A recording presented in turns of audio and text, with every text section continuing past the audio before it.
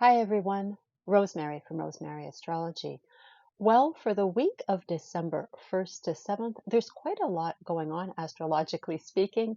First of all, there's a new moon on the 1st at 9 degrees of Sagittarius. So, great time to set an intention in ninth house matters. That can be higher education, long distance travel, something to do with publishing, something to do with legal matters as well. Always good to have the energy of the new moon backing us up. So if you have perhaps a travel project or you want to put that on your list of things to do for 2025, great to set the intention there. Maybe it's taking college courses, university courses. Maybe you just want to explore the philosophical or the metaphysical more. Very much ninth house matters. Remember, this is whatever broadens our horizons, expands our life outlook. It is different ways of seeing life or viewing life. It can even be just connecting with people who are from, a different country or just a very, very different cultural background.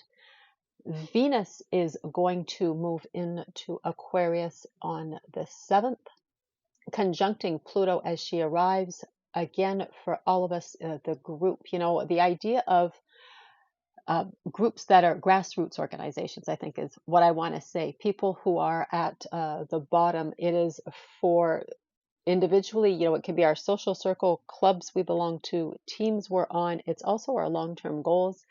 In the collective, we can see a lot of perhaps intense ties in organizations and groups.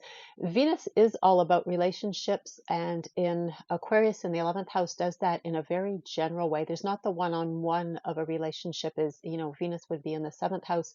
It's very much, for the love of all mankind type of thing. And I say that because Aquarius, often these groups, have a humanitarian aspect, especially when we're talking about Aquarius. So it could be very much exploring the intensity of those ties. We might see something in the collective of, somebody joining an organization or a very, very tight tie to an organization, maybe someone who is really going to express, that bond to that organization. Remember, Pluto is very much about secrets, what is very intense, what is very, sometimes even very dark. So for all of us, it can have us exploring that in terms of our relationships as well. Can have us even, and again, we might be seeing this in the collective as well, can have Venus on the downside becoming a little bit somewhat underhanded. The idea of power plays and manipulation, what's the dark side of this tie, or this relationship, and how much can I use that relationship to my advantage? Like, how much can I do before it finally wears thin or that tie breaks type of thing? So that's something we might be exploring, and something we might see, again in the collective, something might come up there as well. Very, very short. This is from the 7th to the 10th. It's not a long aspect, but very intense. And again, just remember, if you do begin a romance with Venus and Pluto conjunct, just a few days, but could happen, something very, very intense magnetic attraction that's almost inexplicable. Inexplicable? Yes, that's the word. It can have a dark side to it. Perhaps it is secret. Also, this is unfolding in secret. You don't want anyone to know.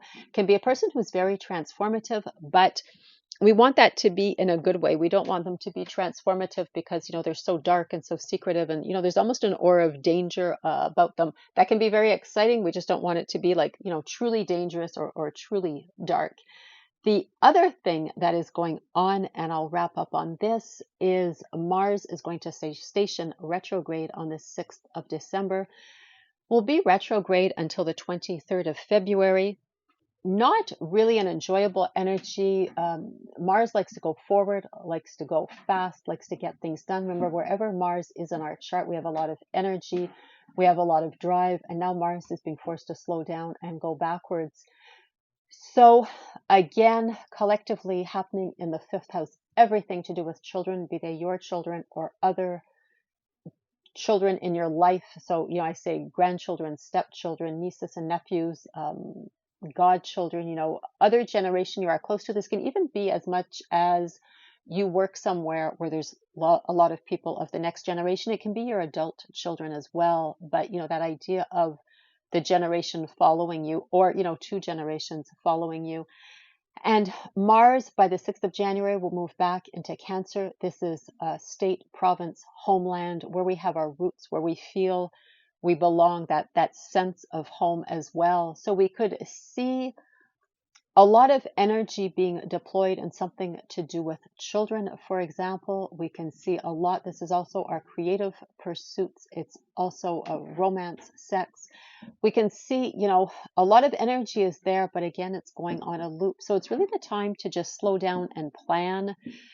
If you keep driving and pushing forward, you're going to have that feeling that you're coming up against a wall. And then, of course, still on his retrograde by the 6th of January, is going to move back into Cancer and is going to be there until about March, because then, of course, Mars will go direct again in Cancer in February, but then very slowly picking up speed again. We might be seeing things again also having to do with, homeland, and again, in terms of the collective, homeland, region, a sense of belonging, where our roots are, how we identify, in terms of where we belong. There is also going to be a conjunction again between, not a conjunction, sorry guys, an opposition again between Pluto and Mars. Last time it was end of October, it was in Mars in Cancer and Pluto still in Capricorn, still finishing up in Capricorn. Now he's in Aquarius. If you missed it, he's in Aquarius. Alert, alert. In Aquarius for good. Won't come back here for 248 years in Capricorn. So we can strike that off the list in 2024.